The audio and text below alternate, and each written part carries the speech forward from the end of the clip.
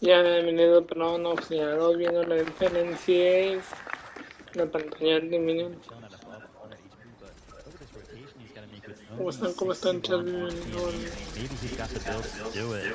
He's putting down a lot of damage on a lot of these players right now. Viendo la One of these FNC. eliminations to actually finalize them. Finds a great launch pad. He actually took fall damage from that. He didn't land directly on it. I don't know what he landed on. He just landed on the edge of it. So he did actually get punished a little bit for that. But nonetheless, finds himself in a pretty good position at the front of the zone. He's got 80 builds to work with, which should be plenty. A big fight going down here, though. D-Roller and Trashy finding themselves against Padme and Death, both who are which less than 50 HP at the end of the little tussle that they had. But it looks like D-Roller is going to go fully down, and Trashy left the solo clutch.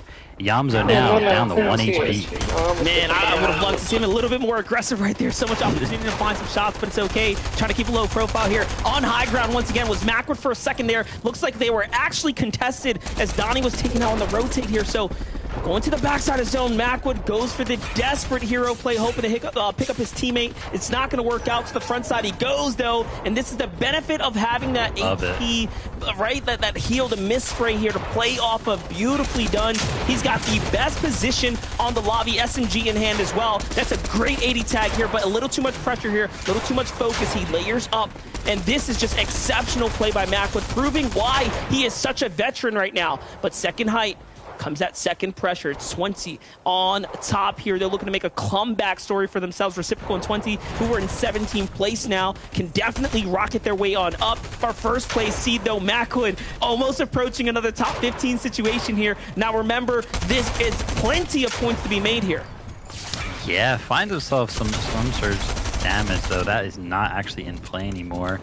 He's going to be trying to take a little bit of a tag or trade there with Salax. I guess it kind of works out. I don't, he doesn't really gain anything from that. Running in the storm, though, for the web shooter is very, very smart, but I think he's got to go down a couple layers. This higher ground knows that he is a solo player. They've seen him multiple times now, so he's got to find himself out of the sight of them. He's still got 38 builds to work with, and this misspray, man, this thing has been so clutch for him.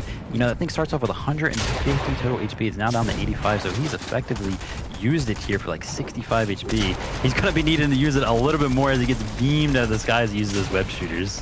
I love the play there, though. He knew the danger was near, but Macwood gets shut down right there by OMG Me Too. Another end game for OMG Me Too. A top 10 situation here. Bully also alive just barely by the skin of his teeth, and he gets taken out in the top 4 spot there, but he does make it on in 4 eliminations. The 8th place for him. OMG Me Too rounding his team up to 6 elims, looking to rocket his way on up as well now out into the zone.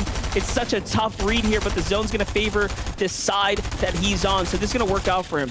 Now he has a little moment here. Here comes a duo, though. Fresh build, hides in the pines. Love it. There's a duo on the other side. 84. Can he get a follow-up here? He's got this under control right now. It's a one tag, Vivid. Oh man, he misses out on a couple opportunities there, but I love it. He actually started to break those trees, right, just for a couple mats, but he didn't fully break them, so that way he could hide in them, and it ended up working out so well. So that was such a smart play. And yeah, the zone pulls back, so he's going to get this med kit off. He is a solo, though, and there are 3 other duos alive, so he is. The odds are against him. He's looking up for higher ground. Man, this guy is ambitious. He's got 2 builds left to work with. These players in front of him, though, not full HP. Gonna be working with the angles, and yeah, no builds. He gets shut down. Redux comes on from the high ground now with Savage here. Evasion on the low ground. That's 1, that's 2. They get the full finish, but he gets traded out as well. It's Zerch left by himself now. He gets coned off by Redux and then shut down from the side angle there. He was quick, so quick, and feeling the momentum, almost pulled it off, but Redux is like, nope, I'm not having none of that, and takes home that victory royale. Savage and Redux actually ending that game pretty quickly there, and that was actually one of those games where we saw high ground actually changed who was up top, right? We saw that Macwood was kind of up there with Donnie earlier, but Donnie ended up going down, and at the end of it all, Savage and Redux find themselves with a quick victory royale there to close out game number 2. Not only that, 8 eliminations as well. So Huge. Baj 8, okay, I see why you got the number up there. They're dropping nothing but bombs here all day today. What a game for them. The first victory royale that we've seen them put up on an FNCS stage. We had a little, I guess, conversation point about them early on about, you know, this is a team that has some veteran skill. And if I'm not mistaken, I'm trying to pull up the map here, but they were definitely contested as far as landing at the windmill. Yes, they were. So, I mean, putting the sock into Sundown's mouth for a second here, like, hold up, we're in this battle.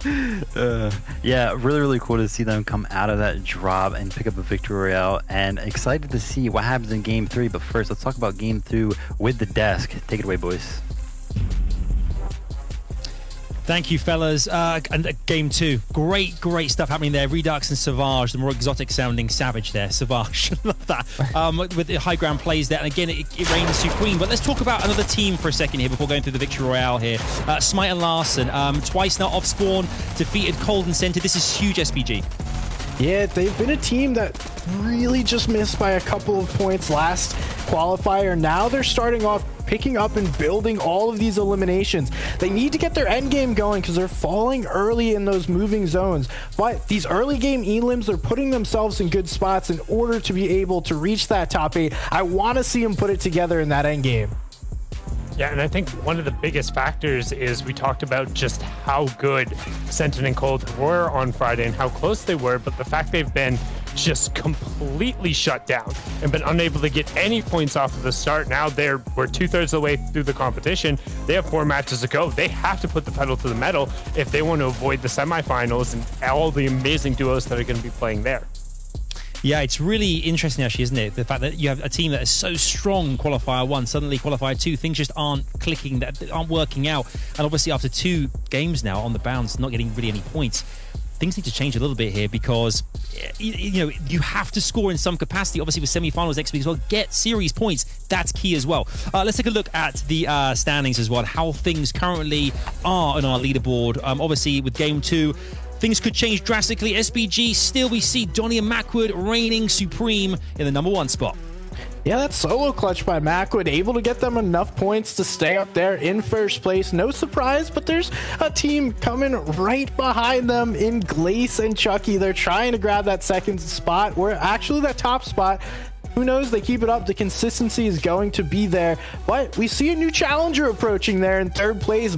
Bully and Dusky shooting up the leaderboard. Someone we haven't seen too much, and now they're playing so well. And I think one important thing to note that's been different from if you watch EU, NA East, and even NA West yesterday is there's no one dominant team up at the top. So right now, there's plenty of points still up on the table, even looking at the second page here. Oh my God, me too. With like nice clutch going up there. Somebody who just competed in Streamer Bowl 3 as well is one of the community champs, pushing them up to 11th. But basically anybody in the top 20, top 25 or so is right there inside. It's one more good game into the top 8, and that's because we've basically seen 2 completely different pools of duos make it into those end games. Yeah, it's absolutely true. I mean, that's the great thing about this as well now. It's because we already have 8 teams qualified. The rest of the teams now, there's still so many big names, but they're all fighting for those last 8 spots because you know how tricky it can be getting into finals via semis, which becomes a lot more based around victory royales. But enough of that for now. Game 3 is right around the corner. We have Vivid and Monster waiting in the wings. Fellas, we're almost at the halfway point. Things are getting mighty exciting. Over to you. Yeah, honestly, exciting to the letter, if I had to say so myself, because what we're watching right here is just a setup that is going to give us a fantastic finish, honestly, with how close the standings are so far, Vivid here. I mean, the leaderboards are looking super tight.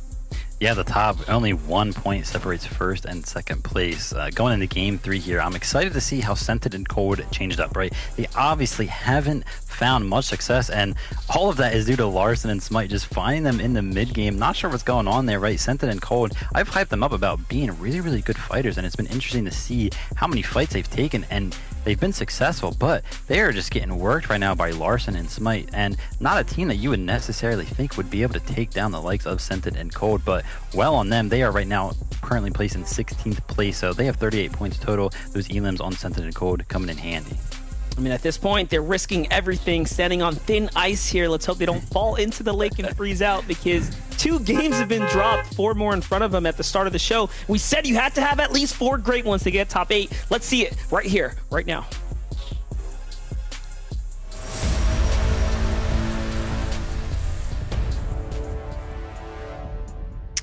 All right, here we go. Game number 3. And another thing that will be interesting to check out, right? We know that Sprite and Rise over there at Greasy Grove has gone every which way so far. 1-1 on the leaderboard for that contestant off spawn. Going to see how that goes. Maybe something will change over at the Daily Bugle too, right? We talked about how in the first qualifier, round 3, Macwood was seeing some success. He was able to just walk away. And then all of a sudden, game 3, Polarized was like, nah, you're not going to be able to walk away anymore. And look at that. Polarized is like, listen, we've been kind, we've been friendly, but I'm finding this MK7 right off spawn, and you are going to feel it. Yeah, and just because Macwood and Donnie are up in first place right now, 76 points, you know, there's a point that separates them from second, and then about 10 or so from everyone else, and that's because they got a great and amazing round opener, right? A victory royale, followed by an 11th place, and it just shows you 11th doesn't have that much weight. But hold up, let's pause that conversation, hop on over to the, I guess, one of the hottest fights, one of the hottest draw spots that we have so far today. Greasy Grove, man, is just put on wax here. Agers dropped early. Will we see the exchange of blows now between Rise and the 2 that are still here? It looks like it is going to go down. He goes for the challenge. Great 80. That'll even out the playing field a little bit, but MK7 is a high fire rate weapon. Sounds like a shotgun on the other side as well. Goes for the SMG full challenge. Not going to be enough. He gets shut down. Terrible, terrible game 3 now, and things are just cascading. They're falling now for Rise. Yeah. Unfortunate. Yeah, I mean, Rise did end up, clutching up that game number 1, but games number 2 and 3 he's not actually able to do it. Nounsy and Sprite just finding a quick elim on Rise's teammate there, and Rise just left in that 1v2 situation, as I mentioned. But Greasy Grove is so interesting, right? You have all of these coolers around this POI, so a lot of these chug spots just come out very, very early and get used. As you can see, Nounsy has 6, as he's kind of taking a little bit of a break, maybe grabbing a bite to eat. He's like, man, I want my off spawn, now I'm chilling for the rest of the game. Yeah, he's just clipping the moment, getting ready for socials. You know how it is.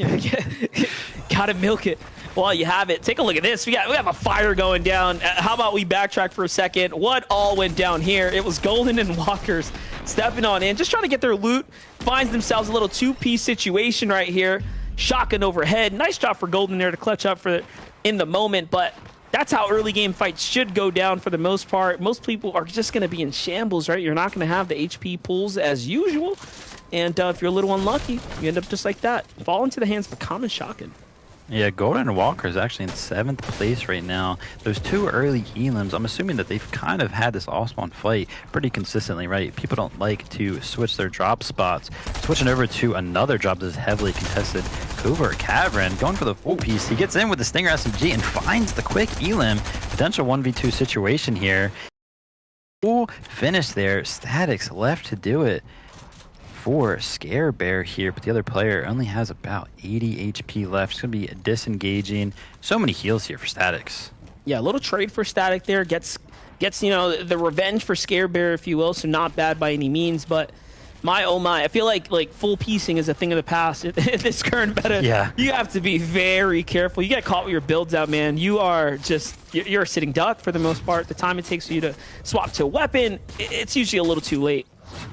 Yeah, and he's just going to be grabbing the reboot card there. This team not doing so hot in the 35th place with 3 total points. But look at his loadout, man. Gold Striker and 2 purple SMGs. Yeah, definitely. That's for the teammate. We'll see that. Let's see here. Let's go ahead and go back in time really quickly. Scarebear takes the 1 challenge to 106. Ooh, that was a double follow-up. So they shut that down really quickly. It should have been over at this point for Day and crew, but J-Man holds on a little bit longer. I mean, he gets one of these trades here. This is what you don't want to do as a solo, is pretty much get a fair one-on-one with an opponent. See, that knock right there could be the difference, right? Because he gets the full finish for the points, although sent back to the lobby. Now they have to figure out a way to bounce back into this game. Here's a team that has to bounce back into the tournament as a whole. Ladies and gentlemen, Monster Deface and Vivid here on the mic. You missed game 1 and game 2. Some of the biggest upsets so far for Scented and Cold have been that Larson and Smite have basically been, just on their heels, right, this entire game. I don't know how else to say this. Like, they have had them on checkmate round after round. So They need to have a flawless rest of the tournament. Yeah, it looks like they're going to get themselves in another early game encounter here. You know, obviously it's not Larson and Smite this time, but again, you know, what's kind of going on here? You usually see Scented in these lobbies able to find his rotations pretty cleanly. And now it seems like he's running into players. Maybe these other players are just so tired of dealing with Storm Surge, right? I had a conversation with Sundown earlier about how Game 3 usually gets a little wonky because these players, you know, they have the first 2 games, kind of work everything out, and they kind of just start to dabble in some other strategies.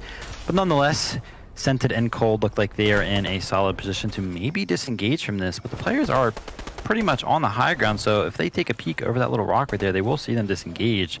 Not a lot of mats for Scented. I think, yeah, I saw him with like 26 builds. Yeah, there it is. And that's not a lot to make a rotation away from a team that has such high ground on you. Yeah, not to mention, like, they have, I want to say their draw spot is like, not that it's clear, right? They are contested technically, you know, over at Sleepy Sound. They have Smite and Larson on the other side, but it just seems like Smite and Larson have had a much more better time, maybe better drops, right? Landing in, getting loot, and probably pressuring them out consistently. So Scented and Cold playing a more adaptive game right now, rotating early, opting to have much less ammo and probably loot in general than they otherwise would have, just to say, hey, let's just get out of there, let's stay alive, because they know as long as they can stay up, they should be okay. And it looks like we're seeing an adjustment in the playstyle, and I like that, right? You got to learn from your mistakes. Yeah, so Scented and Cold, they do land up at Sleepy Sound, as you said, and that's on the north side of the map. Right now, they're over by the east side island, so they kind of just hop in the car and was like, listen, they're landing north of us, and they've been dominating us. We're just going to get away. Love it. Love the adjustment in play here for Macwood and Donnie. They don't care who's on top of them. They're sticking this out. They stuck it out on Friday. They're going to continue to do so here today. You know, some teams are stubborn. Some are flexible. This is one that's probably on the more stubborn side, yeah. As you all know with Macwood. If you know him, he'll take it all the way through and bring the action to socials and wait for you next week. So that's kind of where we sit right now. But today so far, very, very good for him. The boy Macwood's first place right now. Yeah, and this spot is working out. It's interesting to me that they actually stay here for a very long time. They do get, I guess, a good amount of loot. Macwood, for some reason, opting to not fully shield himself up here. I wonder what the reasoning behind that is. He obviously has plenty of stuff to do that, but I actually like this play. They take the car out, and they sit up on this hill. They know they're contested. It's been mutually, you know, sound, and they haven't really, you know, aggressed at all, but you know that there's another team in there, so you can kind of post yourself up here, get some easy Storm Surge tags. Again, Macwood, you don't have full shield. I'm not sure why you're just hanging around about here. A couple more shots were to land right there, and that would have been a big mistake. Was that a grenade, like, ricochet play? Like, what just happened there? Like, that was kind of disgusting, and now they're initiating right here. Yeah, here we go. So Macwood, mistakes are made. He realizes now, oh yeah, I should probably shield up here. But pressure's on, and for Chimp and crew, for them to get that instant shield crack, in their mind, they're thinking, this guy probably does not have shield, right? Because we barely did damage, and we cracked it. So they think this team's in shambles. This is going to give them more confidence, and although it may not be true, like it's kind of like false information, it doesn't matter. Confidence can be everything, sometimes a difference maker in these fights. Look at that, using those webs that I talked about. I love them so much. I was thinking he was going to go for the car play, and I was like, I don't know if that's going to work out.